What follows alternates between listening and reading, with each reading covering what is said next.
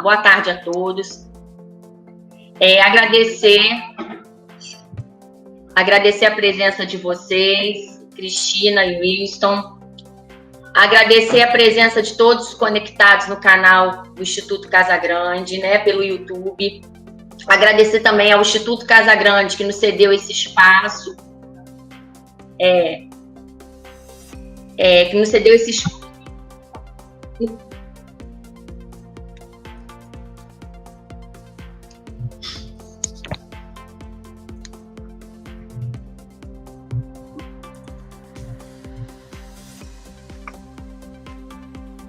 Travou, Sabrina? Sabotagem tecnológica? É porque eu acho que não está sincronia. Vamos lá. Então, agradecer ao Instituto Casagrande pela cessão do espaço para diálogo e comunicação, né? E dizer que o Instituto Casagrande promove seminários, né? Pós-graduação à distância, aqui para o pessoal seguir o Instagram, né? Acessar o site para obter mais informações. E para a gente dar início a esse webinário das 15 horas, com a temática Motivação da Aprendizagem em projetos integrados com o uso da tecnologia de informação e comunicação online e offline. Eu, Sabrina, sou professora e coordenadora do ensino fundamental, 6º ao 9º ano. Vou ler, brevemente o currículo dos palestrantes aqui presentes. Então, a mestra Cristina Silveira é doutoranda em Educação pela PUC-Rio, pedagoga e professora regente da Secretaria Municipal de Educação de Duque de Caxias. É autora dos livros Ziraldo na Sala de Aula e A Turma do Pererê Vai à Escola. O mestre Wilson Sacramento é pedagogo, mestre em Educação Brasileira pela PUC e professor do curso Roteiro para as Mídias Digitais entre 2009 e 2012. Sendo assim, agradeço mais uma vez e passo a palavra a vocês. Muito obrigada, Sabrina, perdão. Eu sou péssima com o nome, né? Já deu para ver. É um prazer estar aqui conversando com professores, né? Eu e o Winston somos amigos já há algum tempo, somos professores de curso de extensão também da PUC. Eu no curso de Letramentos Digitais e Cocriação de Atividades para o Ensino Remoto. E a gente veio para bater um bate-papo com vocês, né? Fazer um bate-papo, uma conversa assim, bem agradável, espero que seja agradável. E a gente quer começar a nossa fala falando sobre motivação da aprendizagem. A Sabrina leu aí o meu currículo, mas quando eu falo para a professora, eu sempre gosto de falar um pouco sobre quem eu sou e o que eu faço. Eu sou professora há 34 anos, 34 anos de sala de aula, e eu já trabalhei com todos os segmentos, da educação infantil à pós-graduação. Já trabalhei também com ensino à distância, o verdadeiro EAD, que é o que a gente está fazendo desde o ano passado, não é EAD, é um ensino remoto que se diferencia da modalidade EAD. E desde o ano 2000 que eu pesquiso a questão da motivação. Então, essa é uma preocupação muito grande que eu tenho em relação à sala de aula. Mas eu preciso fazer uma brincadeira com vocês, umas provocações. A ideia inicial é que a gente comece a entender um pouco o que é a motivação. Então, eu vou abrir uma apresentação aqui, não vou mais ver a tela, não vou mais acompanhar o chat, que está aqui do lado, mas o meu amigo Winston vai acompanhar esse chat, porque eu vou precisar que vocês me respondam nele. Então, eu vou fazer algumas perguntas para vocês, professores, e eu preciso da resposta de vocês. Então, eu vou colocar a minha apresentação, vou pedir a Sabrina para liberar aí, para eu poder colocar a minha apresentação, e o professor Winston vai passar para mim as respostas de vocês. Então, vamos lá ver se a tecnologia vai me sabotar ou não, Porque tem isso também. Beleza, acho que ela não vai me sabotar. Então, eu vou começar aqui. Vocês estão vendo a minha tela? O Winston, está dando para ver? Sim, até aqui vejo só você. Mas está abrindo, aparentemente aqui estava querendo fazer um movimento de que está abrindo uma tela de texto. Agora ficou tudo cinza. Isso, beleza. Então, vamos lá, professores. Eu preciso que vocês me respondam, Esqueçam sala de aula, esqueçam escola nesse momento. Vocês podem até dar exemplos da sala de aula, mas eu gostaria que vocês pensassem na vida cotidiana de vocês, O que vocês não fazem porque vocês não gostam, por não ter nenhuma vontade de fazer? Que tipo de coisas vocês não fazem por falta de vontade mesmo? Que não tem santo que te obriga a fazer? Isso. E você não precisa se preocupar com uma resposta muito elaborada. É só pensar no seu cotidiano e certamente tem coisas que você não gosta e não faz porque não tem vontade nenhuma. É só uma questão de trazer pra gente essas ações do cotidiano. Aí vocês mandam para cá que eu reenvio para Cris.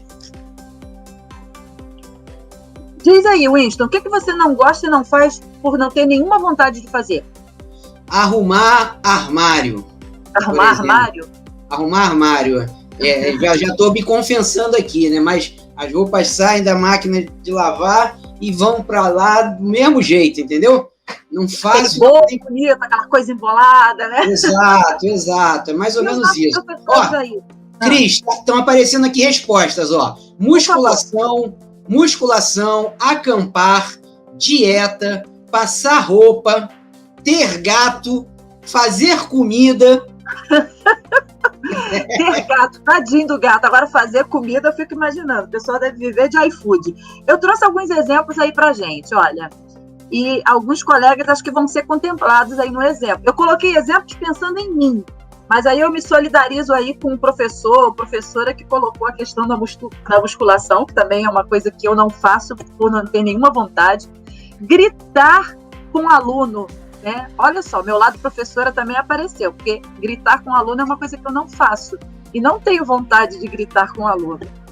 E balada, festa agitada, local com muita gente, com muito barulho, com muita música. Não me chamem para um evento assim, porque eu não vou. E se você for meu amigo, eu vou inventar uma desculpa bem convincente para não ir. Agora, uma segunda pergunta, gente. Aqui não tem nem certo nem errado, tá, gente? Isso aqui não tem nada a ver com certo ou errado. O que você não gosta, mas você faz por obrigação, porque você precisa fazer? Diz aí, gente. Eu, por exemplo, não gosto, mas faço por obrigação. Preencher diário. Entendeu? Não gosto, mas faço. Ó. O pessoal está respondendo aqui também. Não, esse ainda era da resposta anterior. Comida. Tá, essa resposta, gente. O que vocês não gostam, mas o que vocês fazem por obrigação? Ó, já apareceu aqui. Comida, acordar cedo também. Tamo junto aí no acordar cedo, hein, gente? Estender roupa, ó. Essa aí é das minhas. Ó. Eu não gosto de guardar as roupas, eu não gosto de estender roupa. Que mais, gente? Exercício físico também, entendeu? O pessoal não gosta, mas faz por obrigação. Ó, somatório de notas aqui, que está próximo de diário. Fazer serviço doméstico, lavar roupa, arrumar casa. Coisas que a gente faz na força do ódio. Eu trouxe alguns exemplos aqui. Ó, exemplo que eu botei, lavar louça. Lavar louça é uma coisa que eu não gosto, mas eu também não vou deixar a louça chegar no teto, então é uma coisa que eu faço por obrigação. Passar roupa. Aí eu me solidarizo com isso e com a colega aí que disse que não gosta de estender. Aqui em casa a gente tem a técnica de estender bem arrumadinho para depois não precisar passar, depois é só dobrar e guardar. Ó, faxina na casa também é uma coisa que eu não gosto. Eu sei que tem gente que gosta, né? Mas eu não gosto. Eu faço também por obrigação para manter o espaço minimamente limpo e organizado. E preencher diário, que é uma coisa também que eu não gosto, né? Mas a gente faz por obrigação, porque é preciso manter o nosso diário em ordem. Agora, mais uma pergunta para vocês. O que vocês não gostam muito, mas você faz porque você sabe que é importante fazer? Que tipo de coisa que vocês não gostam muito, mas você reconhece importância, valor, você sabe que aquilo é uma coisa que é importante, que é necessária?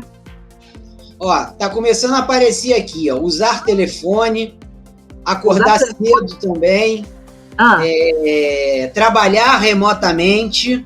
Oh, meu Deus! Entendeu? Corrigir prova também, academia. E, ó, novamente aqui, ó, preencher diário manual, entendeu? Eu vou botar aqui os meus exemplos. Vamos ver se eu vou atender alguém aí. Vamos ver se eu vou atender os colegas aí. Fazer dieta. Alguém disse isso lá no início, né? Disse de novo. E apareceu Eu de novo fazer dieta aqui no caminho. Então, fazer dieta é uma coisa que eu não gosto muito, mas às vezes, né, a idade vai chegando, aí tem que controlar açúcar, colesterol, essas coisinhas, aí é preciso. Fazer exames, né? Fazer exame é uma coisa que eu não gosto muito. Vai que a gente descubra alguma coisa que a gente não quer descobrir, né? Ir ao médico, né? Tem gente que gosta de ir ao médico, por mais que eu tenha médicos amigos, mas não é uma coisa que eu gosto muito de fazer. Faço pela importância que eu dou. E aí uma coisa que eu adoro fazer, mas muito professor diz isso, não gosto de fazer reunião de pais. Eu faço porque eu sei que é importante, mas eu não gosto de falar com os pais.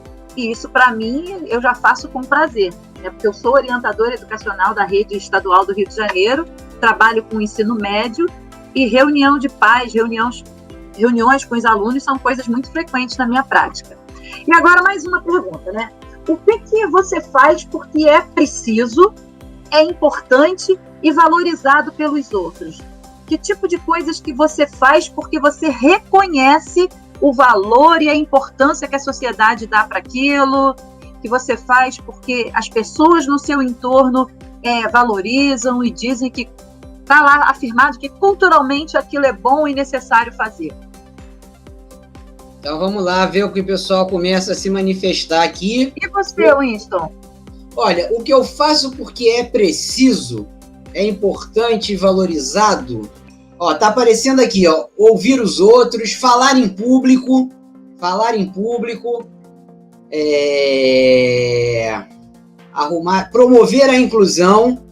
promover a inclusão, resolver coisas burocráticas também, tá aparecendo aqui, né? Então, eu acho que a gente já tem promover a inclusão, ok, também, então tá um pouco por aí, falar em público. Vamos ver os exemplos que eu trouxe aqui para vocês, ó.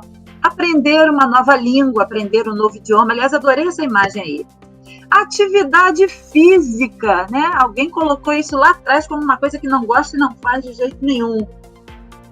E usar a tecnologia na sala de aula, né? Muita gente não reconhece, não gosta de usar a tecnologia, não tem o costume de usar a tecnologia, não sabe usar as tecnologias na sala de aula, mas faz porque sabe que é preciso, ainda mais nesse momento em que a gente está trabalhando aí de forma remota, /híbrida, né?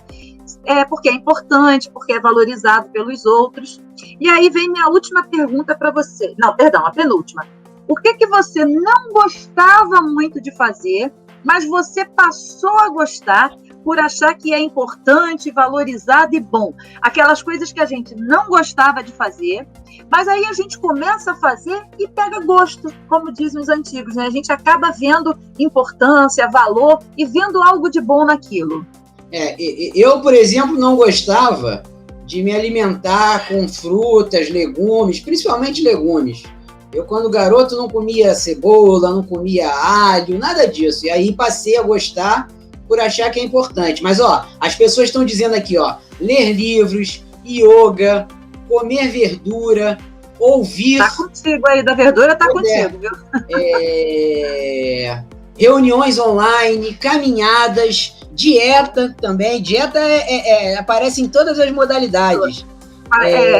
Exercício. Caminhada, tô junto, hein? Dirigir. Oi? Dirigir, caminhada, meditação.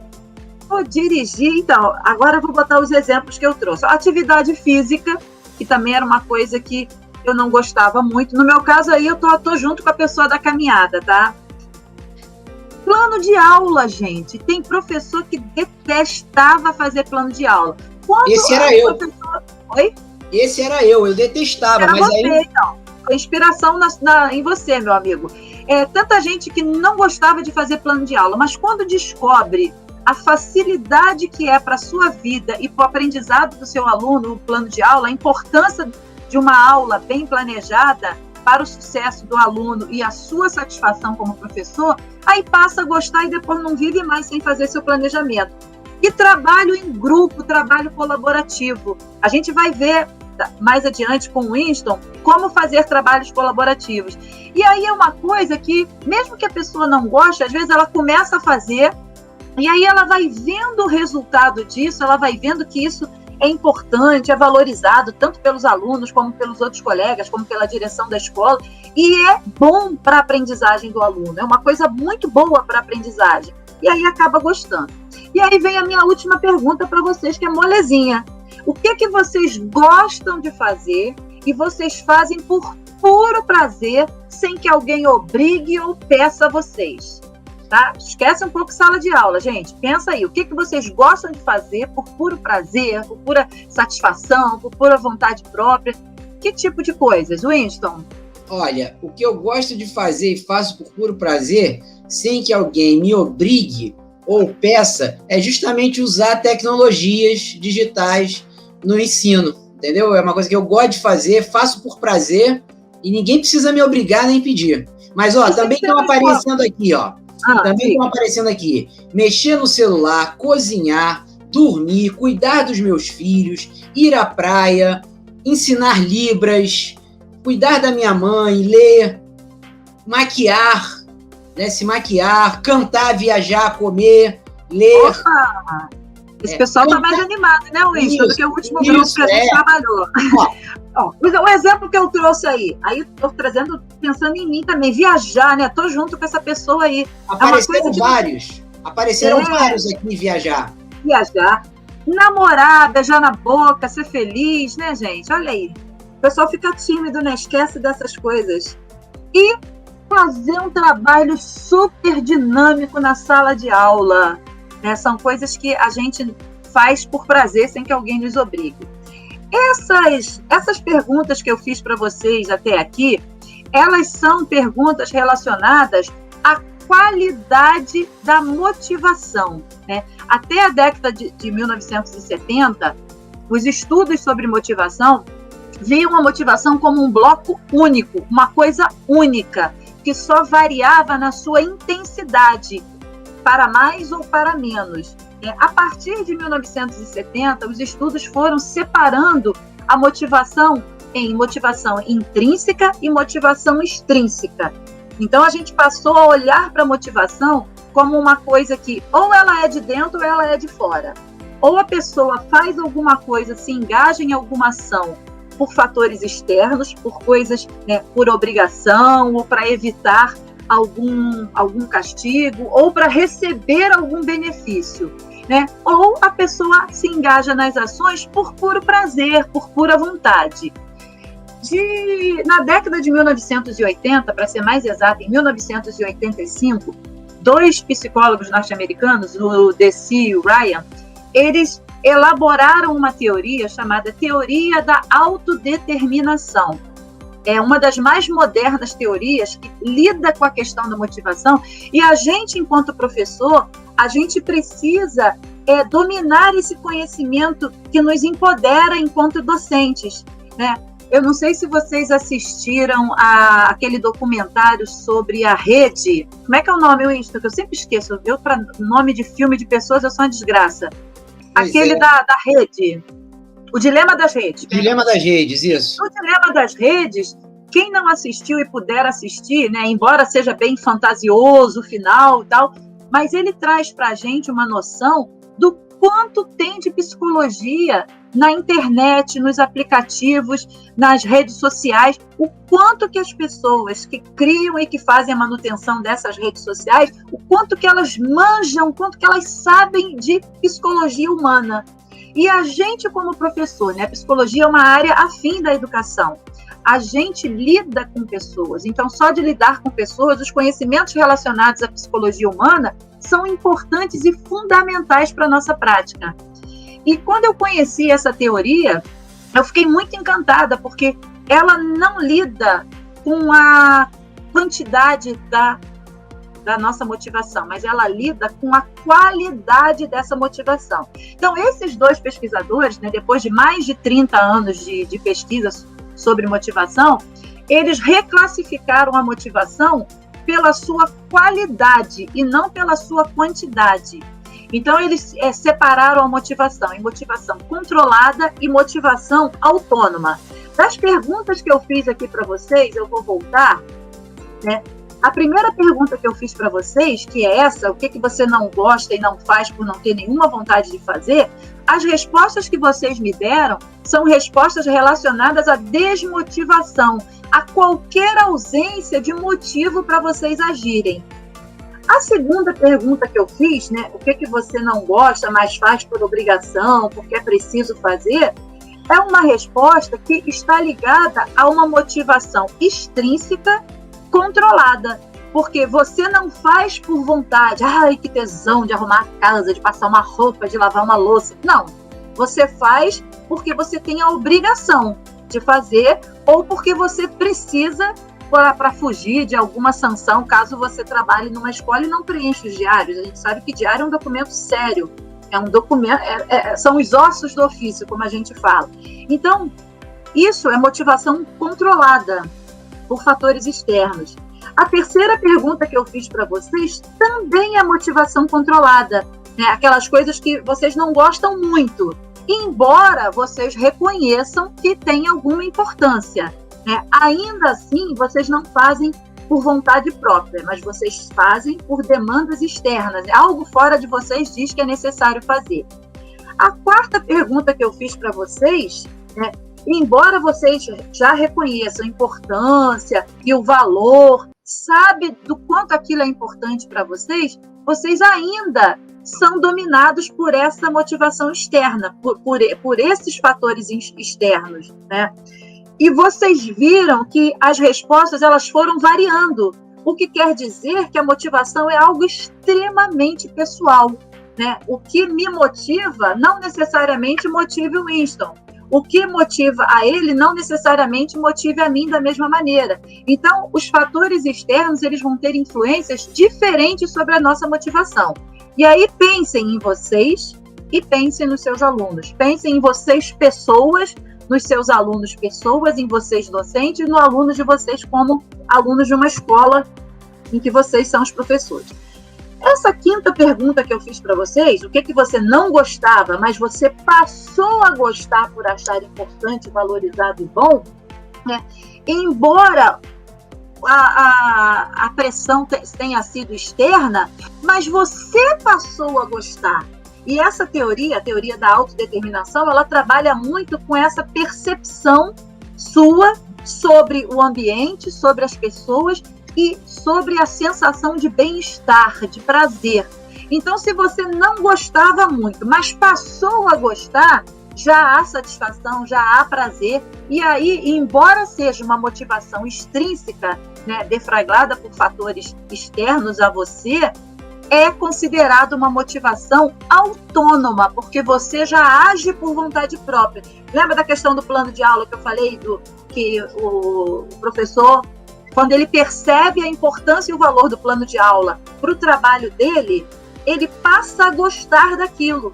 Então, se ele passa a gostar, se aquilo já lhe dá alguma satisfação, para além da obrigação, essa teoria já considera essa motivação, embora extrínseca, como uma motivação autônoma. E a última pergunta que eu fiz para vocês, né, o que você faz por prazer, sem que ninguém te obrigue, eu peço, é motivação intrínseca total. É aquilo que parte realmente da sua vontade. É uma motivação controlada. Embora nessa teoria eles não veem muita diferença naquilo que você passou a gostar. Então, se você passou a gostar, você já assumiu aquilo como uma coisa sua, tá? E uma coisa importantíssima para a gente, essa teoria, ela diz o seguinte, que o ser humano, ele nasce com uma propensão natural e espontânea para o desenvolvimento saudável. Ou seja, todo ser humano, ele nasce durante o seu desenvolvimento, ele vai buscando se sentir bem, né? O bebê só chora quando ele está desconfortável. Se ele estiver confortável, se sentindo bem, ele não vai chorar, ele vai ficar lá de boa. Se ele estiver com fome, com sede, se sentindo sujo, com frio ou com calor, alguma coisa o estiver incomodando, ele não estará com bem-estar, então ele não vai estar satisfeito. E essa teoria, ela trabalha com 3 necessidades psicológicas básicas. A gente lá atrás, na década de de 70, a gente tinha aquela pirâmide do Maslow, que falava das necessidades fisiológicas básicas. E essa teoria, ela joga por terra essas necessidades. Ela entra com necessidades psicológicas, porque ela diz que para que a pessoa esteja com bem-estar e ela se sinta motivada a se engajar em qualquer ação, isso, gente, não estou falando de escola, de sala de aula, estou falando da vida como um todo, de tudo. Ela precisa se sentir atendida na sua necessidade de autonomia, de agir por vontade própria, saber que ela está fazendo aquilo porque ela quer, por desejo dela, ainda que, como a gente mostrou antes, ainda que por fatores externos, ainda que alguém a convença de que aquilo é bom, legal, e ela passe a gostar daquilo.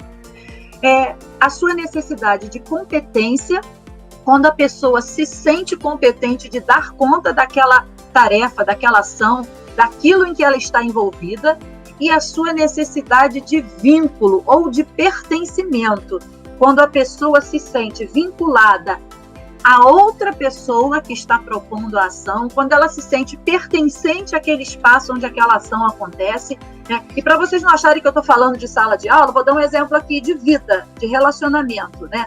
Quando a gente está num relacionamento amoroso, para que a gente esteja bem e feliz, a gente precisa se sentir atendido na nossa necessidade de autonomia. A gente precisa se perceber naquela relação como eu quero estar nesse relacionamento. Estar com essa pessoa me faz feliz. Eu gosto de estar com essa pessoa. Eu me relaciono com ela porque eu quero, é vontade, é prazer. Quando a gente está num relacionamento amoroso, a gente precisa se sentir competente para fazer o outro feliz. E a gente precisa se sentir competente para dar conta daquela relação.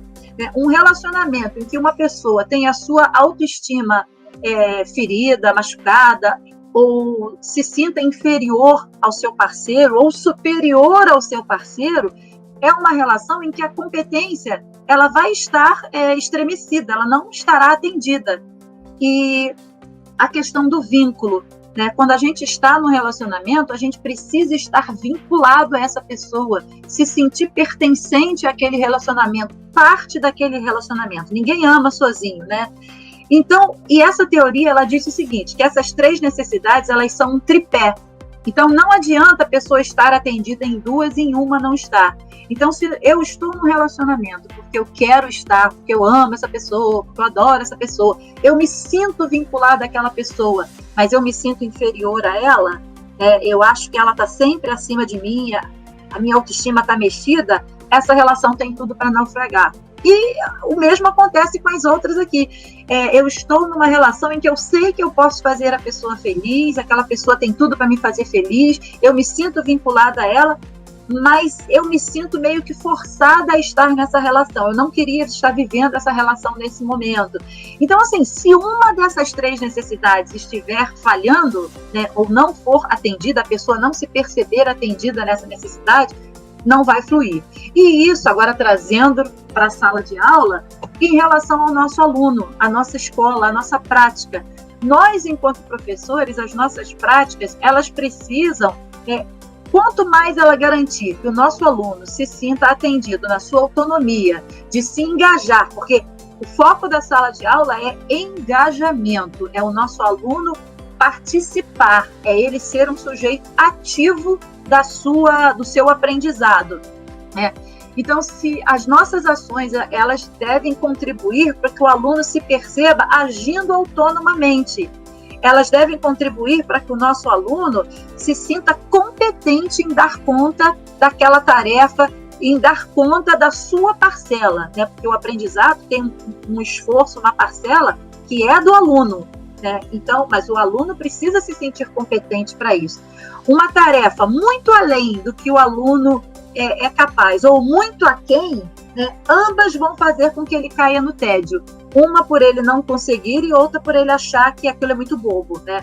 Cris, e a questão... Oi. Cris, não, um bom exemplo sobre isso, né? Sobre uma determinada tarefa ou atividade não pode estar nem muito além, nem muito aquém da competência daquele aluno, a gente encontra nos jogos, né? Mesmo intuitivamente, você já deve ter passado por jogos onde você com uma relativa facilidade, você consegue avançar nas fases. A dificuldade, o grau de dificuldade vai aumentando, mas você consegue, né? Isso não é à toa, isso não é casual, isso não é uma coincidência. Os níveis de dificuldade, eles para games e para um questionário ou qualquer coisa, eles são levados em consideração em função do grau de dificuldade, de tal maneira que não seja fácil demais a ponto de você resolver e ver que nem vai precisar jogar de novo, porque você já dá conta, e o outro extremo, que diz respeito a você passa ali dias e não consegue passar daquela fase, e isso desmotiva você, e o ato contínuo é abandonar o game. Portanto, é tudo que os fabricantes não querem. Esses designers de tecnologia, essas pessoas estudam muito teorias motivacionais. E se você jogar lá no nosso grande oráculo, né, o Google, que tudo sabe, que tudo vê, a palavra teoria da autodeterminação e jogos, vocês vão encontrar vários estudos que relacionam isso, né? O design dos jogos à teoria, essa moderna teoria da motivação. E tem para falar um pouco dessa última necessidade psicológica, que é o vínculo, eu acho que para a gente, agora em 2020, né, no ano passado, o que a gente mais sentiu foi o quanto que esse vínculo é importante para a aprendizagem, né? Eu que sou orientadora educacional, passei o ano inteiro correndo atrás dos meus alunos do ensino médio, e no mesmo ano eu fiz a coleta de dados da minha pesquisa. E eu entrevistei muitos alunos do ensino médio, e muitos foram unânimes em dizer que a pessoa que mais o ajudou a se manter motivado para estudar, né, foram ou algum professor ou alguém da sua família. Mas eu fiquei até muito surpresa que muitos falaram de professores. E quando era aluno da mesma escola, eles sempre citavam os mesmos professores. E aí, pela fala dos alunos, eu ia percebendo o quanto aquele professor era um professor promotor de autonomia, um professor que tinha essa preocupação em manter esse aluno vinculado, né? O vínculo e esse pertencimento, ele está dentro, inclusive, de uma didática com a qual eu e o Winston a gente trabalha, e talvez vocês também, né? Porque a gente tem muito conhecimentos que são conhecimentos tácitos, né? Que a gente sabe, mas não sabe que sabe. Aquela coisa assim, que se me perguntarem eu não sei dizer. Ah, mas eu sei isso, né? Coisas intuitivas. Por exemplo, a gente lida com os nossos alunos, né? Tentando mantê-los, né, próximos a gente, próximos à escola. Isso é uma maneira da gente manter esse aluno, ter essa necessidade psicológica atendida, essa necessidade de vínculo, de pertencimento àquele espaço. Lá na pré-história, né, antigamente, a gente tinha uma didática chamada de didática tradicional, onde a gente via o foco muito no professor. O aprendizado era uma coisa que emanava do professor, o saber emanava do professor, o professor é que ditava o que, como, quando e onde e de que maneira aprender, sem nenhum questionamento do aluno. O aluno era aquela tábula rasa, né, para ser preenchida. Aí, na década de 80, fora do Brasil, e 90 aqui no Brasil, a gente começou com o construtivismo, que não era nem uma teoria, era uma filosofia de trabalho, um modo de se trabalhar, e a gente embarcou aí numa pedagogia, numa didática construtivista, onde o foco era o aluno, né? Tudo deveria emanar do aluno. Paulo Freire fez, inclusive no seu livro Pedagogia da Autonomia, que algumas pessoas interpretam até essa fala dele de uma maneira errada, que deve partir do aluno, né? Deve emanar do aluno, mas não o aluno sozinho como foco, né? Mas o aluno como alguém importante dentro dessa rede, dessas relações. E hoje, o paradigma com o qual eu e o Winston trabalhamos, e com o qual a gente, muitos de nós trabalha, mas às vezes sem ter essa consciência, é o que a gente chama de uma didática enativa, que é uma didática em que a importância não está nem no aluno, nem no professor, mas nas interações entre esses sujeitos, nas interações entre aluno, professor, aluno ambiente, professor ambiente, né, comunidade, equipe da escola. Então, a gente vive um momento em que para que essa necessidade de vínculo seja atendida, é muito importante esse foco nessa interação, né, nessas trocas que acontecem dentro da sala de aula. E aí, para a gente encerrar aqui, a gente percebe uma divisão entre os docentes, né, com estilos motivacionais diferentes. E o que o Winston vai mostrar para vocês é vou botar aqui, os 2 tipos de estilo motivacionais que a gente compreende. E o Winston vai mostrar para vocês o que a gente considera que seria o mais adequado para atender o que a gente viu de motivação até aqui. Então, a gente tem um estilo motivacional que a gente chama de controlador, que é aquele professor que leva as coisas praticamente prontas, que só aceita nos trabalhos e nas provas a resposta que ele pensou ou que ele colocou no material, aquele professor que mantém os seus alunos, como a gente dizia antigamente, na unha, né? Controlados na unha. A gente sabe que adolescentes, a gente tem que ter autoridade sobre eles, porque o professor é a maior autoridade dentro da sala de aula. Isso a gente jamais pode abrir mão.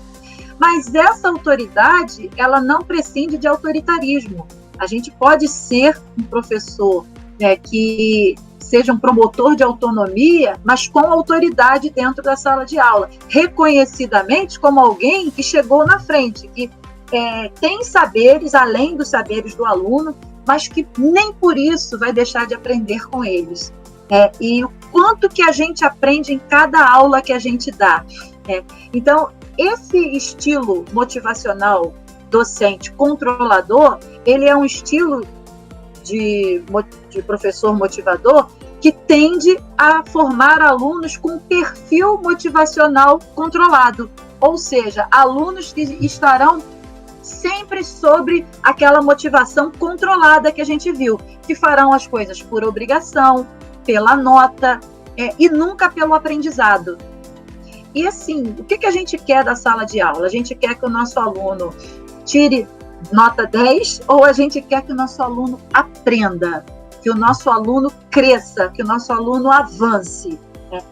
Esse estilo motivacional promotor de autonomia, o Winston vai dar várias ideias aqui para a gente, ideias execuíveis, práticas, que tanto ele já fez quanto ele já foi angariando dos alunos ao longo de vários anos de curso, né, de curso de extensão da PUC e de oficinas também com docentes. Esse estilo motivacional docente promotor de autonomia é aquele professor que vai sempre trabalhar de uma maneira colaborativa, vai sempre colocar o foco nessas relações, nas relações entre ele com os alunos entre si, os alunos com a comunidade, os alunos com o ambiente da escola. E esse estilo motivacional desse professor tende a formar alunos com perfil motivacional autônomo. A motivação do aluno, ela está literalmente atrelada à motivação do professor. Então, se o meu estilo motivacional é controlador, eu não tenho como formar alunos com perfil autônomo. E vice-versa. Se o meu estilo é um estilo promotor de autonomia, eu não tenho como formar alunos com perfil controlador. Então, assim, isso, gente, serve para a vida, né? Até na nossa casa, com os nossos filhos, né? O nosso estilo motivacional vai definir o perfil dos nossos filhos. Se eles serão pessoas controladas ou se eles serão pessoas autônomas. Aquela mãe ou aquele pai que faz tudo para o filho, né? Faz as coisas que o filho é capaz de fazer. O filho está com 10 anos e ele não ensina o filho a amarrar o cadarço, porque ele vai lá e amarra para o filho. Então, a gente está mantendo o nosso filho sob controle. A gente não está permitindo que ele seja uma pessoa autônoma. E eu quero saber se tem alguma pergunta de vocês, eu vou parar de compartilhar. Antes de eu passar para o Winston, eu quero saber se vocês têm alguma pergunta para me fazer.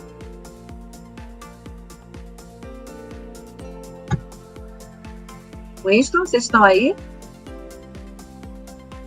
Agora, alô, oi, gente. Cris, oi. Oi, você está me ouvindo? Então, as pessoas As pessoas estão comentando aqui que concordam, né, que estão achando interessante, e agora é o momento, né? Se tiverem perguntas, alguma questão sobre isso, sobre o que vocês trouxeram até aqui.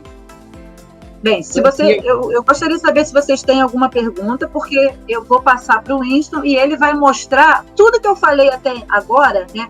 Porque a gente trabalha juntando a teoria com a prática. Então, eu trouxe para vocês a teoria motivacional, que a gente considera que seja eficaz para um trabalho, né, de formação de alunos autônomos, sem aquele clichê que a gente bota lá no nosso planejamento, aluno autônomo, crítico, né? Essa autonomia e essa criticidade, ela tem que ser exercida na prática, né? Então, antes de eu passar para o Winston, eu quero saber se vocês têm alguma pergunta para fazer, ou se não tiver, pode deixar para o final também, porque o Winston vai trazer a parte agora que é a parte prática. Não vai trazer receita de bolo para vocês, como ele diz, não vai vender terreno na rua para vocês.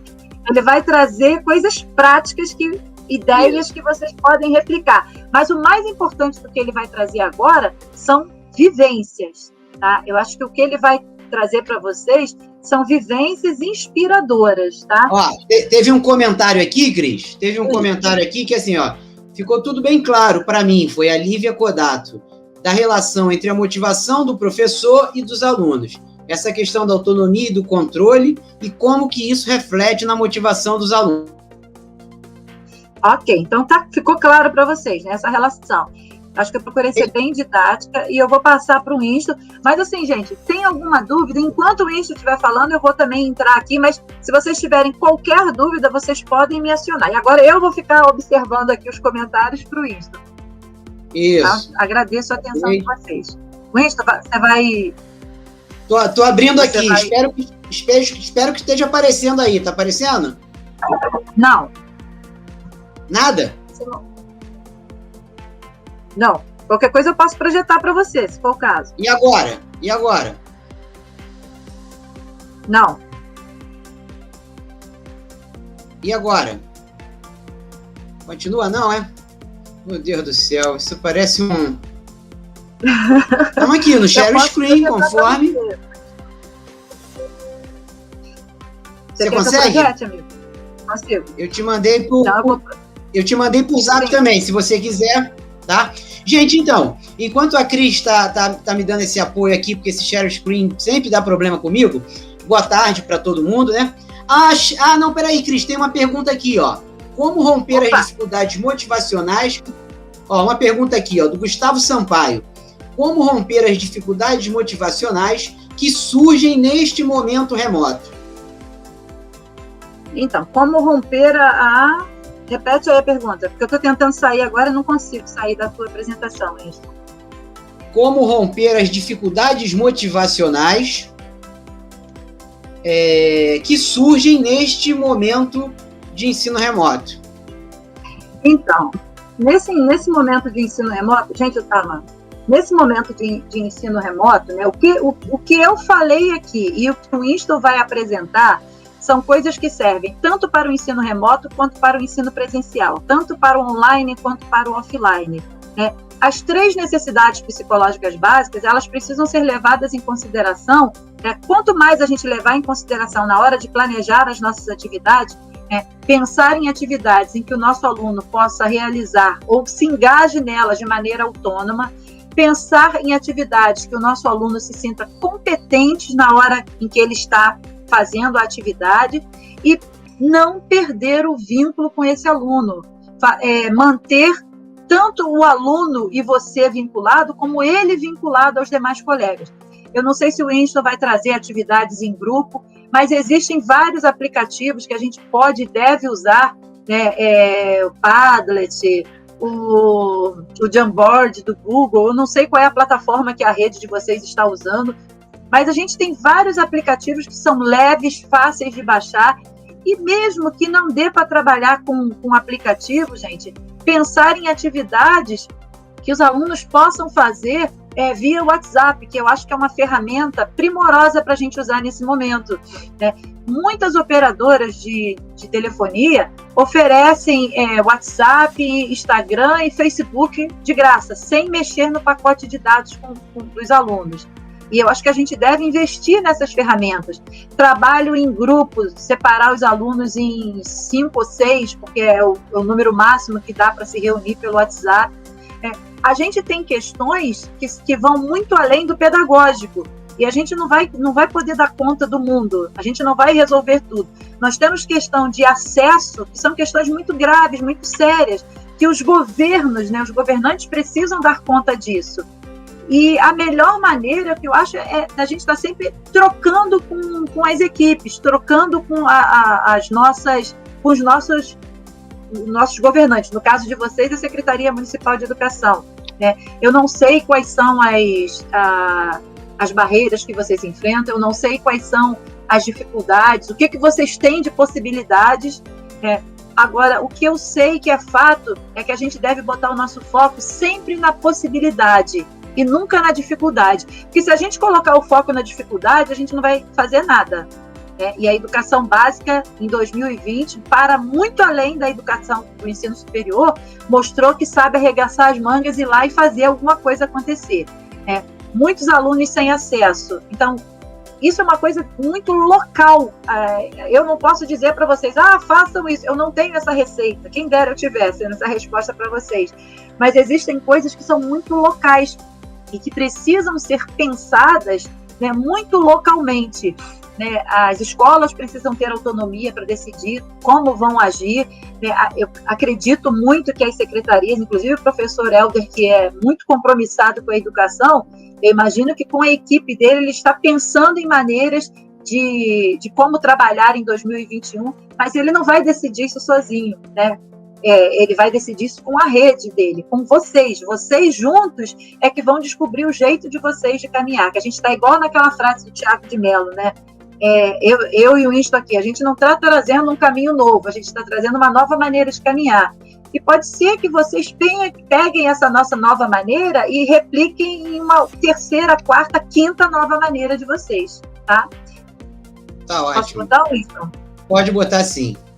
Então, gente, enquanto a Cris estava respondendo aqui, eu estava vendo alguns comentários aqui de vocês, e com razão, né? Quando vocês fazem referências à precariedade dos recursos tecnológicos disponíveis entre o alunado, isso tudo é muito verdade. Nós sabemos também das limitações do ponto de vista do acesso à internet. Eventualmente você tem equipamentos, mas não tem a conexão decente, e a gente vai falar um pouco sobre tudo isso, porque é verdade, uma das coisas que ficaram muito claras nessa pandemia é como existe um fosso muito maior do que a gente imaginava em termos de acesso, né? Mas a gente quer construir alternativas e é um pouco aquilo que a Cristina estava dizendo antes, né? O que não funciona, o imobilismo, né? Porque é verdade que sem nenhuma conexão a gente não consegue, sem nenhum tipo de equipamento a gente não consegue, mas também é verdade que numa turma de 30 alunos, eu não preciso de 30 celulares para produzir conteúdo digital. Não é verdade. Eu não preciso que todo mundo, absolutamente todo mundo, tenha conexão ao mesmo tempo. E eu também não preciso fazer uma escolha daquele tipo, ou isto ou aquilo. Ou eu passo a trabalhar 100% em bases digitais, ou eu continuo 100% em bases analógicas, né? Nós vamos ver tudo um pouco sobre isso também. Ok, Cris? Podemos? Sim. Está aparecendo aí para você? Por enquanto, não. Não? Por enquanto, não. Vocês estão vendo, ainda não. gente? O que está aparecendo para você, Winston? Para mim, o que está aparecendo para mim é a sua tela. Está aparecendo a minha tela e a sua tela. O meu rosto e o seu rosto. Nadinha? Nadinha, só vejo você. Então eu já sei o que houve. É porque você me mandou o arquivo, Winston. Você mandou o arquivo fechado. Você não mandou para eu abrir. É uma apresentação em slide já, fechada. Então, mas eu precisava que ela estivesse aberta. Espera aí, eu vou tentar dar um jeito aqui. É o equivalente à tela azul. É o equivalente à tela azul do início. Isso. Não, mas vai falando para os professores que eu vou dar um jeito aqui. Só um minutinho. E aí, gente, olha só. Enquanto o Cris está abrindo a tela, eu queria fazer algumas considerações com vocês naquela linha inicial. E a primeira é, né? O que se mais está falando agora? Ensino híbrido, tecnologias digitais, ok, beleza. Mas, assim, quando a Cris lembrou, nós não vendemos terreno na Lua, é no seguinte sentido: quem disser para vocês que tem clareza absoluta do início, e meio e fim do processo com as metodologias de ensino híbrido, né, no mínimo desconfie, porque nem nós, nem em nenhum outro lugar do planeta, essa solução está absolutamente construída. Também nós não viemos aqui... parece que ia abrir, Cris, parece que ia abrir. Sim. Também nós não estamos aqui, né, para vender ilusões, quimeras. O que nós vamos falar para vocês aqui agora, a partir de mim, são alguns caminhos possíveis que nós temos percebido até aqui, né? A Cris me apresentou no início, a professora Sabrina também. Eu sou pedagogo por formação, aliás, esse ano eu estou fazendo 20 anos de formado. Eu passei pela educação infantil, eu passei pelo fundamental, foram muitos anos no ensino médio, né? Vocês devem ter ouvido falar aqui no Rio, um colégio estadual, mas que era uma parceria público-privada, é o NAVE, o Núcleo Avançado em Educação. Eu fiquei lá quase 10 anos, e quando saí de lá, no finalzinho de 2017, a partir de 2018, eu vim para a PUC, nos cursos de extensão da CCE, e de lá para cá venho trabalhando com formação de professores, né? E fui pego, como todo mundo, no iniciozinho de março, com a pandemia. Então, a aula começou dia 4 de março de 2020, tivemos a segunda semana, que foi dia 11. A aula seguinte, que seria no dia 18, já não aconteceu, porque no dia 16, aqui no Rio, pelo menos, tudo fechou. Bom, e daí? Por que eu estou contando tudo isso para vocês? Porque um curso que até então era fundamentado, né, fundamentado em ensino remoto, passou... ensino remoto síncrono e assíncrono, mas também presencial, passou a ser 100% à distância, 100% remoto. E isso nos obrigou a construir situações ali em cima do lance, né? E é a partir daí que eu vou mostrar algumas coisas para vocês. Tá na mão, Cris? Consegue? Sim. Cadê, então? Você não está vendo, não? Não, eu não.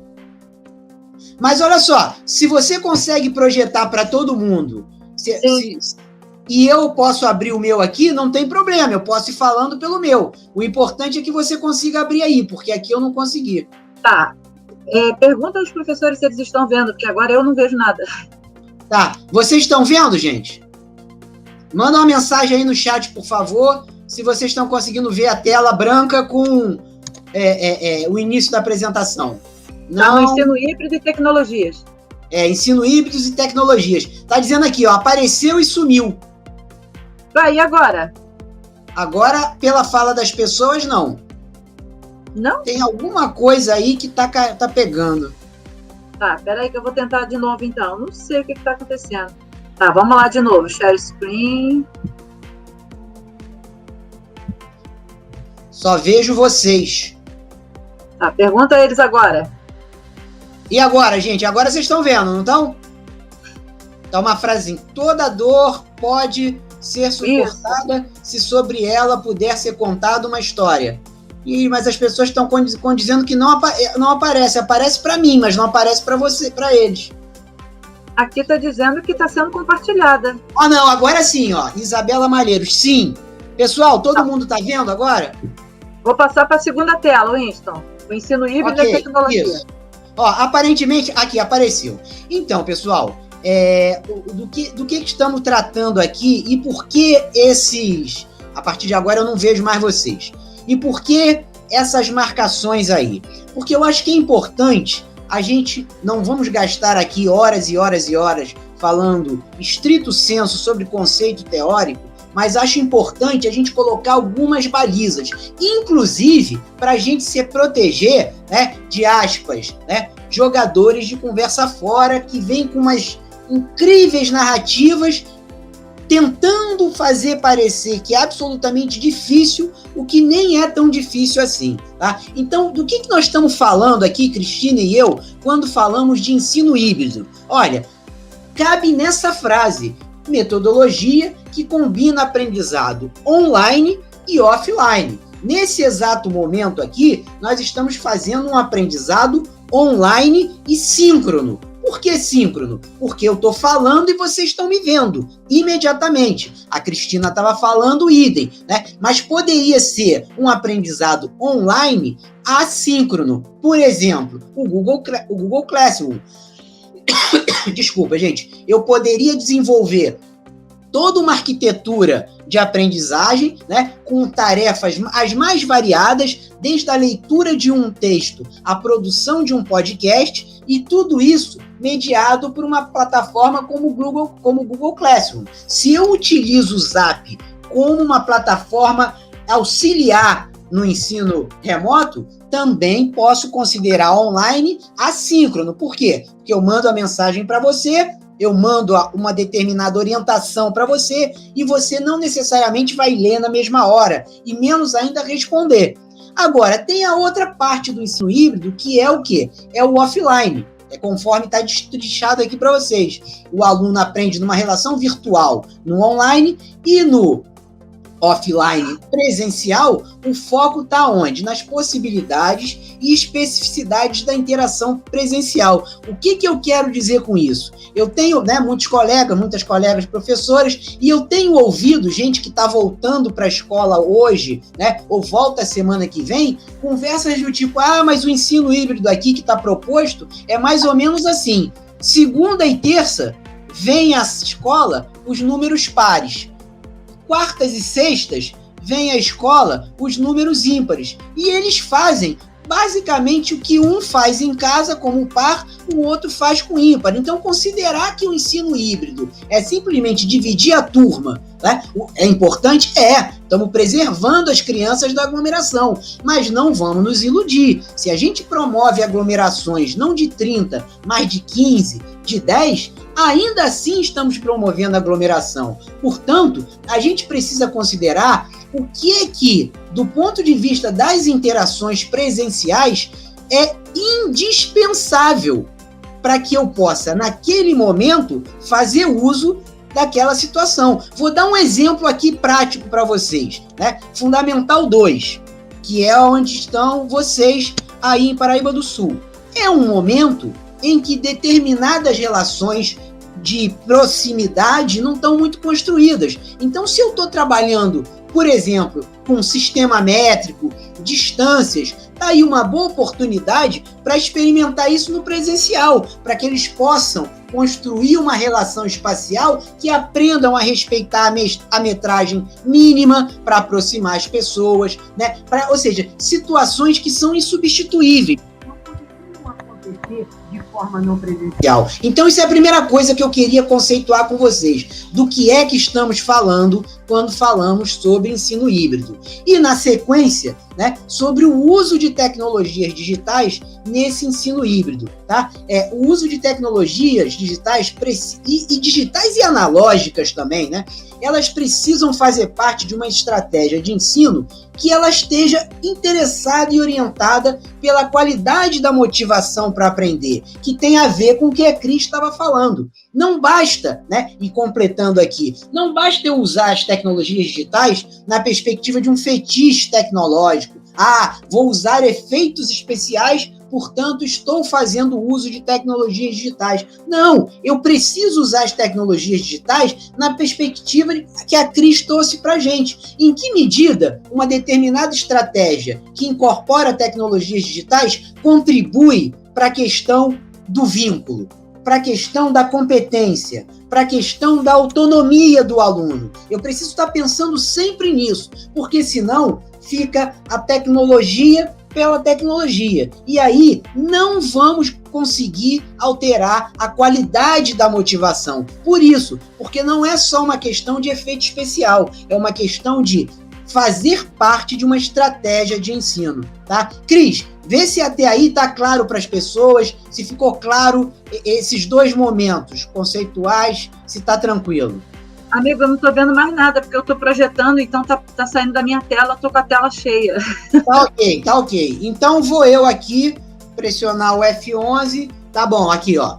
Então, gente, eu estou vendo aqui as respostas de vocês, tá claro até aqui esses dois momentos? Né? sobre o conceito de ensino híbrido e também o conceito de tecnologias digitais. Ok, beleza, então tá claro para as pessoas. Gente, agora eu queria, se vocês, é claro que eu sei que vocês estão prestando atenção, mas se vocês não estivessem prestando atenção ou interessados em absolutamente nada do que eu disse até aqui, eu queria compartilhar com vocês essas ideias, né? Currículo e tecnologias digitais, o entorno geográfico e social como fonte curricular. Do que eu estou querendo falar? O que eu estou querendo falar é que o uso de tecnologias precisa cada vez mais explorar esse entorno do aluno, né? Eu preciso olhar para o entorno e ver ali fenômenos que materializam a grade curricular.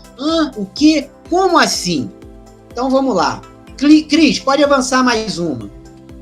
Então, o que vocês estão vendo aí? O que vocês estão vendo aí é um print de tela, né? Vocês podem ver que no canto inferior direito tem a logomarca da Globo. Isso aí é a Praia de Ipanema, aqui no Rio de Janeiro, há uma semana atrás, há 10 semanas atrás. Eu fiz um print da tela, ou seja, estava passando no computador, eu dei um Ctrl Print e joguei no Paint, ou seja, no Paintbrush. Até agora estamos falando de tecnologias digitais, mas estamos falando de tecnologias digitais acessíveis. É claro, se for uma situação em absoluto, onde eu não tenho computador nenhum, onde eu não tenho acesso absolutamente nenhum, onde eu não tenho nenhum recurso, aí não há como. Mas nós estamos trabalhando aqui com a perspectiva de assunto, de tecnologias digitais acessíveis. Então, tá aqui a tela com o Mar de Ipanema.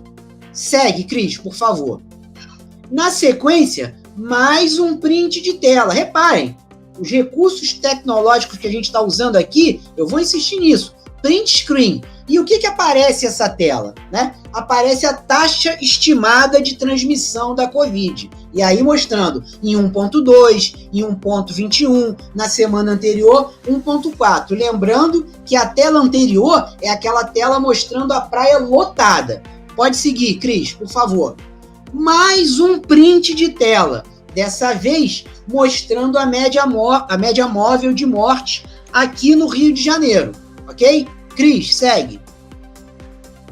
Aqui a gente tem um mapa do estado do Rio, né? Dividindo pelas regiões do estado, tá? A região metropolitana aqui se refere à cidade do Rio de Janeiro e também a indicação do mapa de risco. Então, naquele momento, há 10 dias atrás, estava perigosíssimo, perigosíssimo estar no noroeste do estado, ou na própria região metropolitana, aqui onde eu me encontro. Né? Na Baixada Litorânea, o risco de contágio era moderado e risco baixo aqui na região serrana. Tá? Pode seguir. Aqui é um novo mapa, tá? Que eu vou pedir para a Cris passar direto e eu volto nele depois. E aí, gente, seria o último print dessa sequência didática. Reparem, novamente, um print de tela e aí uma situação inusitada, né? O público assiste show dentro de bolhas de plástico em Oklahoma, nos Estados Unidos. Bom, por que essa última imagem? Porque a gente veio construindo uma sequência de prints mostrando, e aí é que eu quero chamar a atenção para vocês sobre o entorno, né? Eu vou considerar que esse entorno pode ser imediato, ou seja, que está ao alcance da mão, né? Aqui, ó, peguei um caderninho de anotações, aqui. Isso faz parte do meu entorno imediato.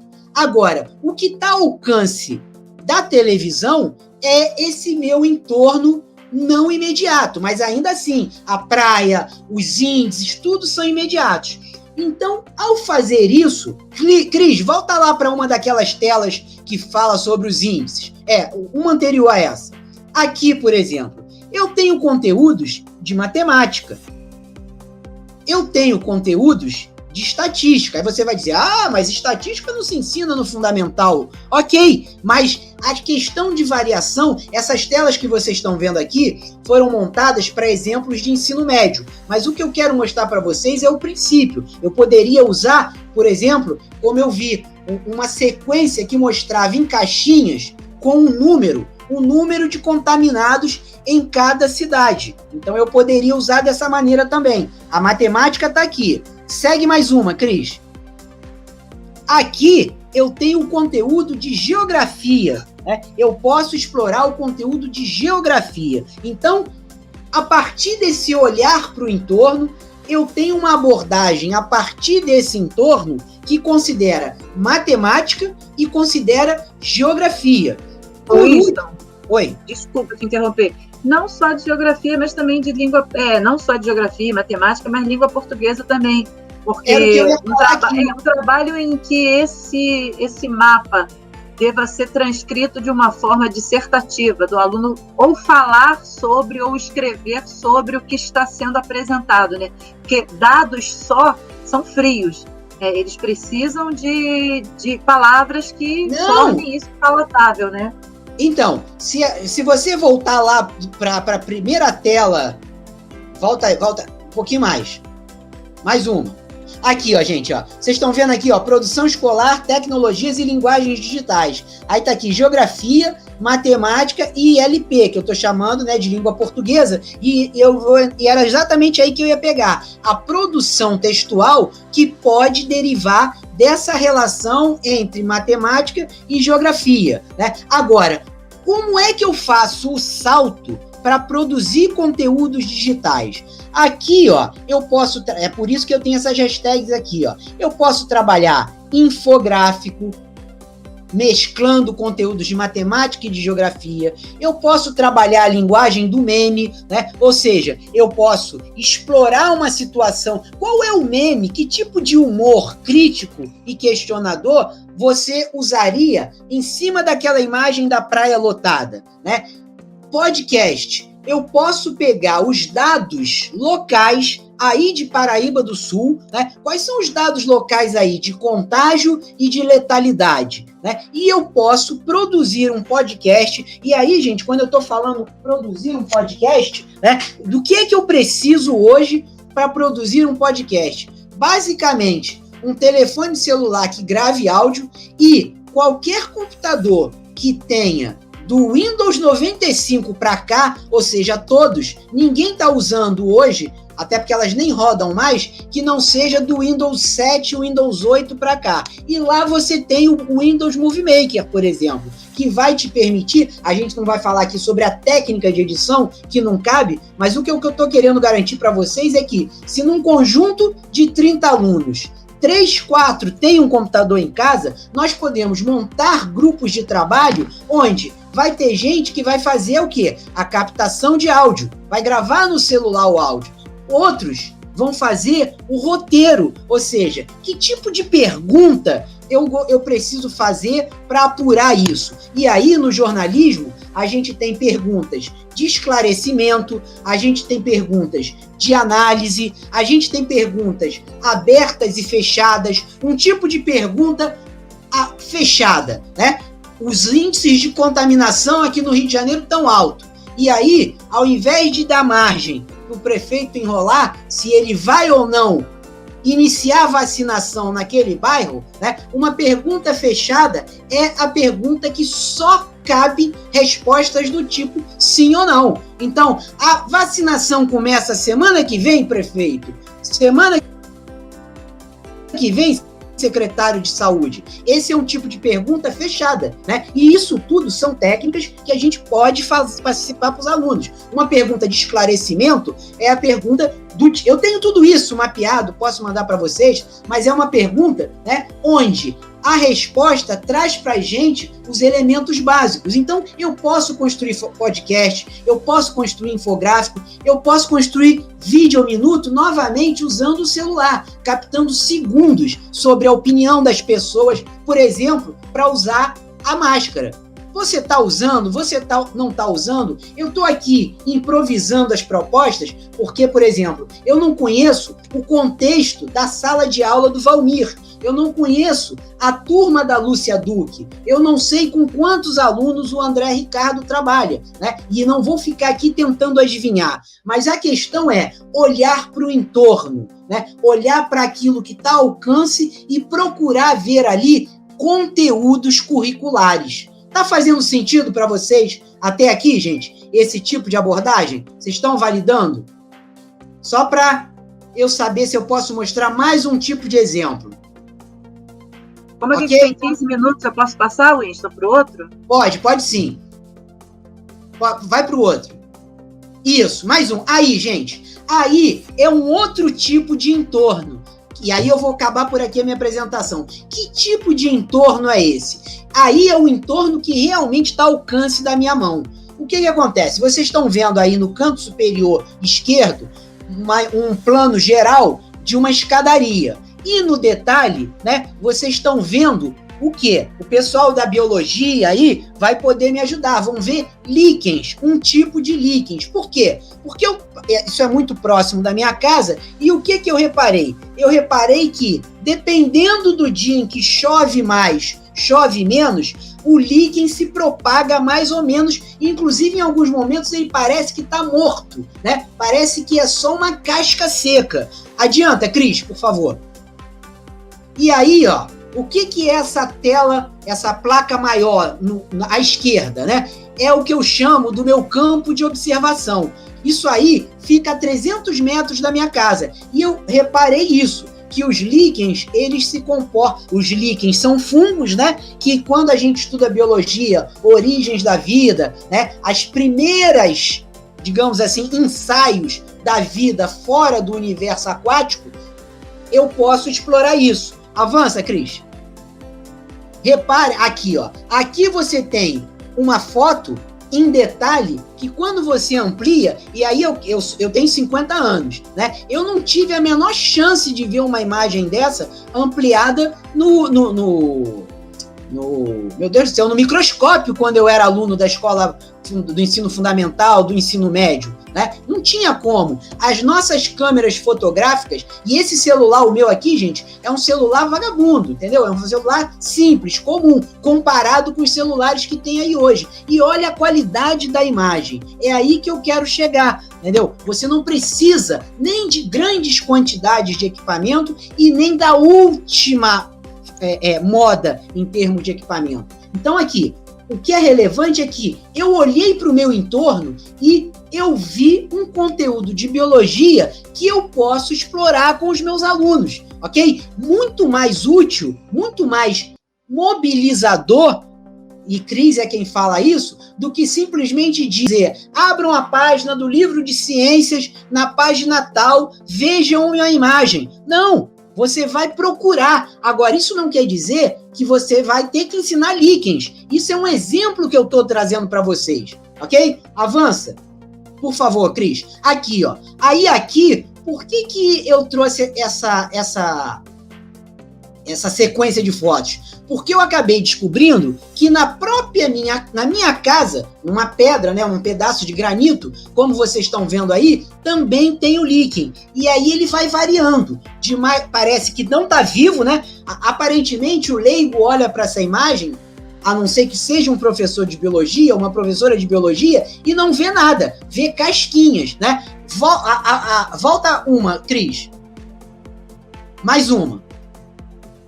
Mas aqui, ó, no canto direito, vocês veem o quê? Uma área mais escura. Essa área mais escura, essa que eu posso usar o zoom também, é justamente a área que, apesar de todo o calor, sem chuva, você não vê. E aí, gente, imagina a possibilidade de abordagens que cabem aí, né? Aí cabe a geografia, cabe a biologia e também cabe a língua portuguesa. Talvez caibam outras associações, outras integrações que eu não estou vendo, né?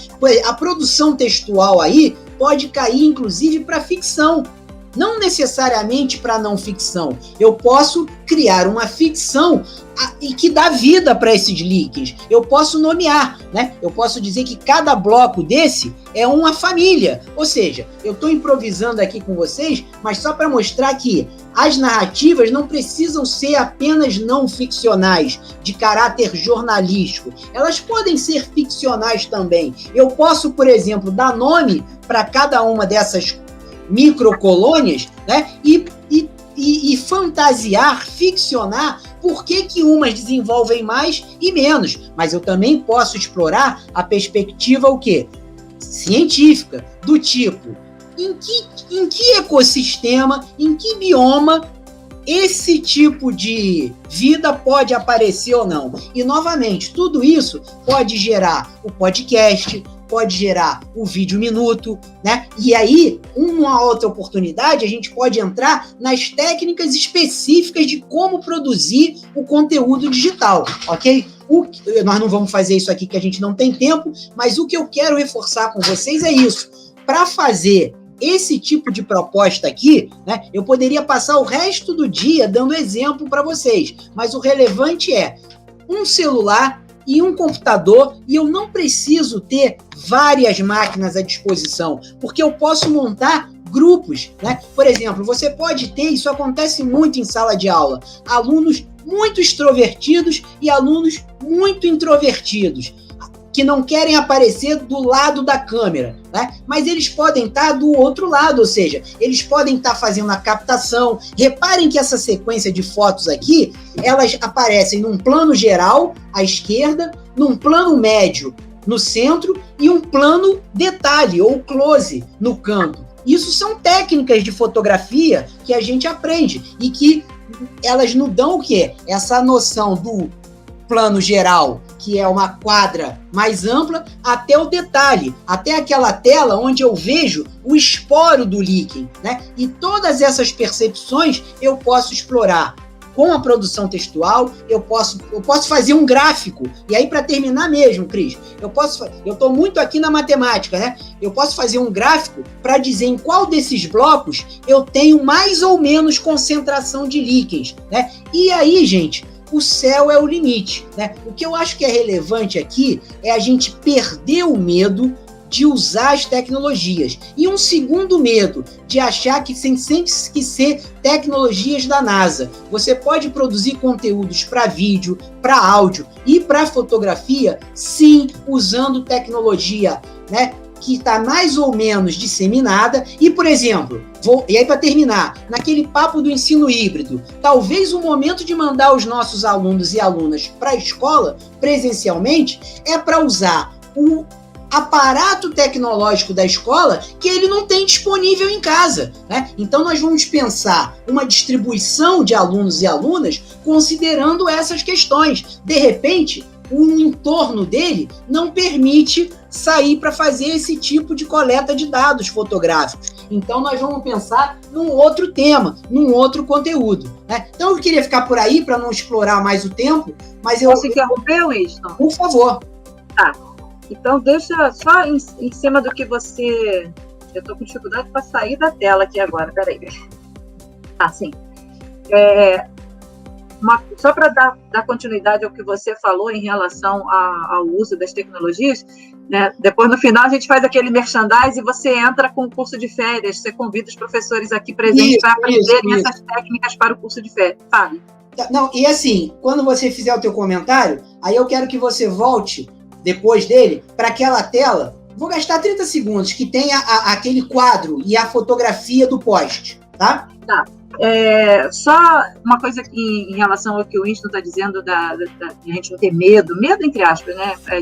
Às vezes não é medo, é uma questão de não se sentir competente para fazer esse uso, da gente não dominar, né, algumas técnicas que poderiam facilitar o nosso trabalho. Mas a gente hoje em dia ouve um discurso enorme sobre metodologias ativas, e as pessoas acham que elas prescindem de tecnologias digitais, e não. Lá na pré-história, na época em que eu fazia curso de formação de professores, eu tive uma professora de didática maravilhosa que escondia coisas debaixo da nossa carteira, levava uns balões com umas coisas dentro, uns cartazes, e ela fazia uma aula super dinâmica, em que hoje eu vejo que ela atendia total às nossas 3 necessidades psicológicas básicas, né? A gente se sentia engajado porque a gente queria, porque a gente tinha prazer naquela aula, a gente se sentia competente para dar conta daquelas tarefas que ela planejava para a gente, e nós estávamos vinculados, né? Nós não éramos um bando, éramos uma turma, né? Nos interagíamos entre nós e com essa professora. E ela não usava nada de tecnológico digital, era só tecnologias analógicas, né? Isso aqui é uma tecnologia, uma caneta é uma tecnologia, mas isso não está acima do professor, nenhuma tecnologia está acima do professor, né? Tudo isso está muito relacionado ao modo como o professor se relaciona com os alunos. Vou botar rapidamente a frase com isto que porque a gente tem alguns poucos minutos. Isso, né? Pouquinhos mesmo. Então, gente, ó, aproveitando aí esses últimos minutinhos, tá? O que eu vou mostrar para vocês agora são duas imagens, né? Eu falei de geografia, eu falei de língua portuguesa. Vou mostrar aqui para vocês uma possibilidade de uso na área, né, da educação artística, misturando também com matemática e misturando também com produção textual. Peraí, eu tenho que abrir de novo, só um minutinho.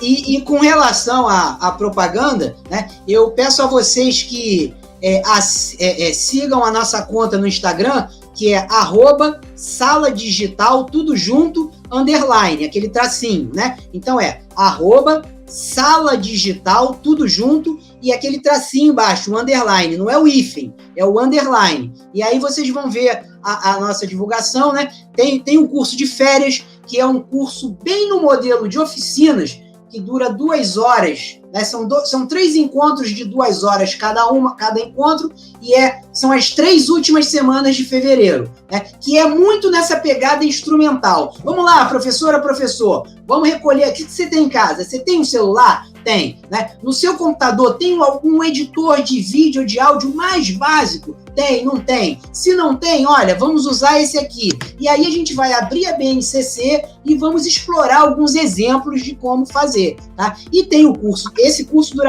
o curso de férias são só 3 semanas, né? Mas não são os 5 dias durante 3 semanas. São 3 dias, né? 1 dia por semana, com a carga horária de 2 horas. E tem o curso da PUC, que é maior, o curso de extensão. Aí é uma carga horária de 45 horas, né? Dividido em 10 encontros. Cada encontro desse semanal de 2 horas, e tem momento síncrono, momento assíncrono. Mas se você for lá em @saladigital_, você acompanha tudo isso, ok? Tá aparecendo a imagem aí, Winston? Por enquanto, não.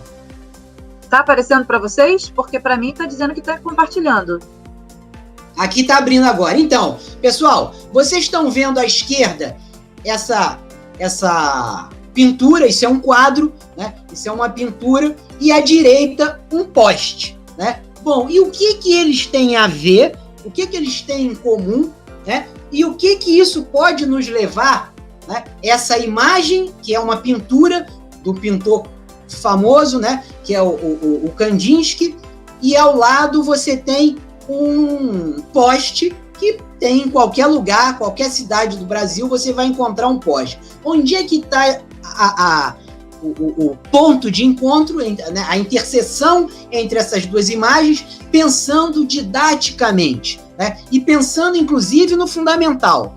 Eu vejo um quadro do Kandinsky, maravilhoso à esquerda, mas eu também vejo o conceito de plano, reta, semi-reta, segmento de reta, eu vejo o conceito de polígonos aí, eu vejo perpendiculares e paralelas, tudo isso no quadro do Kandinsky, né? Mas eu também vejo, quando eu saio na rua e olho para o alto, e eu vejo o poste, eu também vejo ali conceitos de paralelas, de perpendiculares, eu também tenho o conceito do arco ali, do círculo, né? Então, onde eu quero chegar com isso? É aquela ideia de explorar o entorno, né? Esse entorno pode ser uma arte que eu vi num livro de artes, mas pode ser também o poste da minha rua. Talvez você possa me dizer, professor, Winston, meus alunos não têm livros de arte. Beleza, não tem, mas postes pode ter na rua, né, em algum momento. E a questão é essa, é olhar para o entorno e perceber conteúdos curriculares que podem gerar o quê? Produtos digitais, né? Eu posso, por exemplo, fazer um mapeamento na minha cidade, né, de formações que permitem explorar esse tipo de polígono, esse tipo de formação. Um exemplo, só para concluir, choveu. Choveu, formou o quê? Um arco-íris, né? O arco-íris faz um arco de 180 graus, gente. Então eu posso explorar com fotografias muito simples. Então eu sei que eu já estourei todos os meus tempos, mas é isso. É o apelo para, antes de pensar qual formato digital, o vídeo, o áudio, a fotografia, o que o meu entorno me oferece do ponto de vista dos interesses curriculares? Porque o próximo passo é montar estratégias motivacionais para esses alunos, considerando o vínculo, considerando a autonomia e a competência. Winston, você tá dando exemplos muito voltados para a matemática, né, aqui nesse post. E a gente pode ver uma coisa relacionada, um conteúdo relacionado à geografia, por exemplo, paralelas, linhas paralelas. A gente estuda isso em matemática e às vezes o aluno tem uma dificuldade enorme de transferir isso quando ele está lidando com geografia. Por exemplo, que rua é paralela à sua rua? Eu lembro eu fui dar um endereço da minha casa para um aplicativo que era para fazer uma entrega. Aí eu falei com o rapaz o endereço da minha rua. Eu falei, não, a minha rua ela fica paralela à rua tal. Aí ele ficou parado em silêncio. Aí eu vi que ele não entendeu o que significava paralela. Eu falei, querida, a minha rua é no mesmo sentido da rua tal. Aí eu tive que buscar uma explicação bem esdrúxula para esse rapaz entender o que era paralela, né? Aí você está vendo um exemplo de matemática. Olha como é que as pessoas podem ver coisas diferentes no mesmo lugar. E por isso o trabalho de projetos integrados, né? A ideia é que os professores troquem entre si, que conversem entre si, que a gente não continue com a escola sendo essas gavetinhas, né? Aula de geografia, então a gente só vai ver geografia. Aula de matemática, só vamos ver matemática. Aula de arte, a gente só vai ver arte. A ideia é justamente dessa didática inativa, da gente botar muito mais foco nessas relações, nessa rede de relações, né, nessas trocas que acontecem entre os professores e os seus pares, entre os alunos, professores e alunos. E quando a gente fala em promover um estilo motivacional, promotor de autonomia, a ideia é essa, é que a gente busque engajamento de qualidade dos nossos alunos. Eu não sei, agora eu estou conseguindo ver o chat, eu não sei se vocês têm alguma pergunta. A Lívia colocou ali, a arte está praticamente em todo lugar. A arte, a matemática, a língua portuguesa, a vida, ela é fluida e ela é tudo junto e misturado. A escola, quando ela se organiza em grade curricular, é para a gente organizar horários, digamos assim, é para a gente conseguir encaixar as coisas, mas não necessariamente que as coisas devam caminhar isoladas, muito pelo contrário, né? E o Winston até costuma dizer que o professor diz assim, isso vai me dar mais trabalho. Não vai. Você vai estar dividindo o seu trabalho com outros colegas, a gente vai fazer uso de metalinguagem. Eu vou falar para vocês, no lugar da língua portuguesa de um assunto, o Winston vai falar do mesmo assunto do olhar matemático. E aí o nosso aluno ele vai ver a mesma coisa de vários ângulos diferentes. Olha a riqueza disso, a riqueza para o aprendizado, né? E o quanto que um colega contribui com o outro. A gente precisa se desisolar, a gente precisa se abrir, sair da nossa caixinha, sair do nosso lugar, do nosso conforto. Eu sou professora de História e de Geografia, mas por que eu não posso trabalhar com matemática? Por que eu não posso aprender com meu colega de matemática? O quanto que a gente não pode crescer enquanto pessoas a partir desse tipo de trabalho, né, de projetos integrados. E a tecnologia, gente, ela é só um meio onde as coisas acontecem. Ela não é nem o fim e ela não é mais do que você, professor. A coisa mais excelente dentro da sala de aula é você, professor, e é o seu aluno. Então, se vocês têm perguntas, eu vou olhar aqui no chat para ver se tem algumas, mas se não, a gente passa a palavra para... Esqueci o nome da menina, que vergonha. Sabrina. Perdão. E enquanto a Cris está passando aqui, é só dizer para vocês o seguinte, essa apresentação que eu fiz, que nós fizemos, eu e Cris, ela está um pouco mais direcionada para a questão de matemática, sim, porque ela foi pensada para o ensino médio. Mas isso não quer dizer que eu não posso trabalhar com as outras ciências. Pelo contrário, o que eu quis mostrar para vocês aqui foi a estrutura, né? Vamos pensar, toda cidade tem uma história, né? Tem os monumentos, os seus lugares mais historicamente destacados, né? Eu posso criar uma produção textual que fala desses lugares associada ao quê? A realidade aumentada, fazendo a fotografia dessas localidades e de tal maneira que quando o sujeito, com um código QR Code, coloca apontado para um prédio histórico da cidade de Paraíba do Sul, vai aparecer ali uma produção textual e uma iconografia, uma fotografia produzida pelo aluno, pela aluna, né? Fruto o quê? De uma pesquisa de conteúdo, né? E isso pode estar rodando no YouTube, isso pode estar rodando em vários espaços. A questão é o planejamento, é olhar o entorno e a partir desse entorno a gente partir para a produção de conteúdo. O Winston está falando, né? E eu tô aqui pensando, estou lendo aqui as respostas no chat, falando das coisas que fazem sentido. Vou dar um exemplo bem bobo, assim, mas que não tem nada, nem muito a ver com a sala de aula, mas tem a ver com aquelas coisas que a gente acha que são óbvias ou que não devem ser ensinadas. Eu tive uma mãe que foi fazer matrícula do menino, e eu trabalho numa escola noturna, na Barra da Tijuca. E a mãe foi fazer matrícula do menino e ela não queria matricular o rapazinho, porque tinha só 14 anos e ela não queria que ele estudasse à noite. Aí ela chegou e falou assim, o que eu faço? Eu falei, ou a senhora não faz a matrícula, ou a senhora entra no sistema e escolhe uma escola diurna. Aí ela, tá. Eu falei, então, se a senhora marcar só a escola diurna, o seu filho vai ser direcionado para uma escola diurna. Aí ela, tá. Aí ela saiu. Daqui a 2 minutos a senhorinha volta. Você me desculpa, o que é diurna? Gente, tapa, né? No meio da testa. Né? A gente lida com certas coisas que são tão naturais que a gente acha, né? Imagina, a gente nem pensa que alguém não sabe o que é diurna.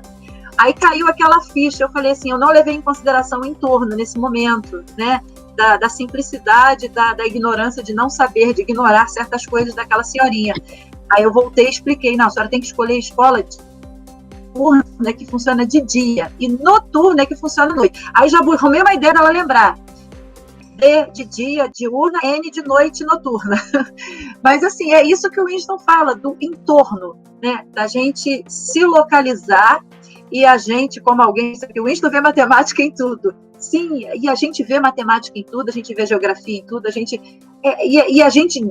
direcionar o olhar do nosso aluno. Vai chegar um momento em que ele mesmo vai fluir.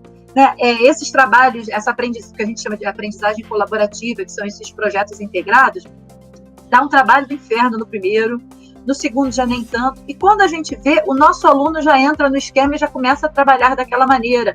O nosso colega que, eu não gosto muito de trabalhar assim, é uma conquista, né? Igual aquelas coisas que a gente não gostava e passou a gostar. E a gente estará motivado para trabalhar quando a gente vê a importância, o valor e como isso é bom, né? O prazer nisso. E para a gente é um prazer estar aqui falando com vocês. E se vocês quiserem participar do curso de férias, eu acho que vocês têm muito a ganhar, porque tem muita coisa para se aprender bacana que dá para fazer na sala de aula.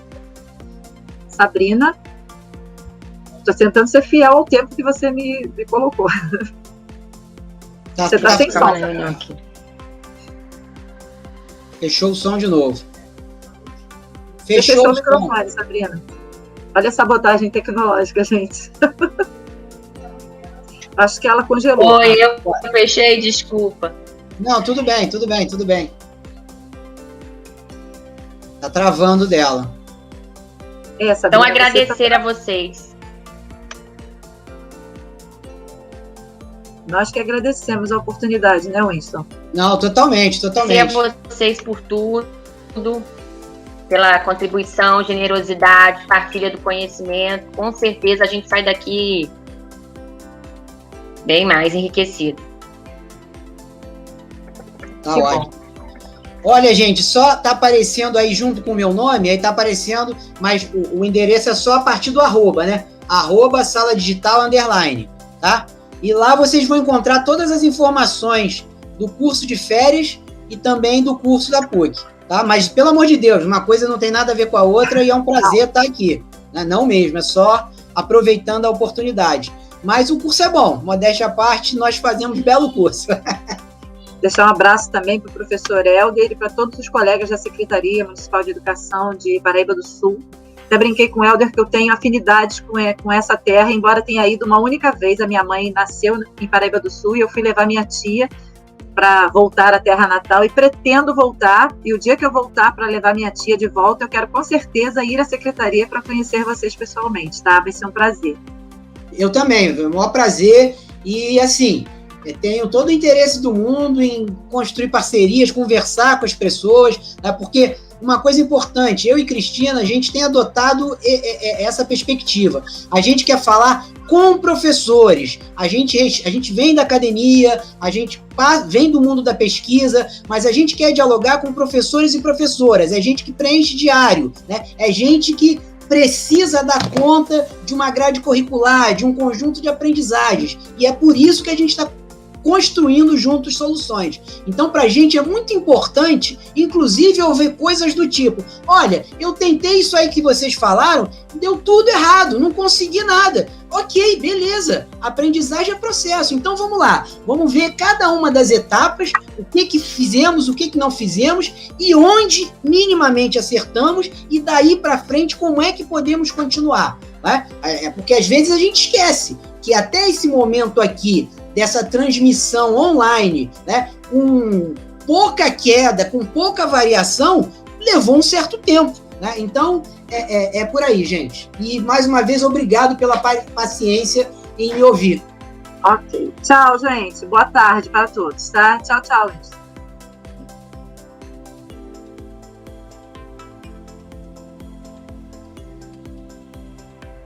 É para desligar, Cristina?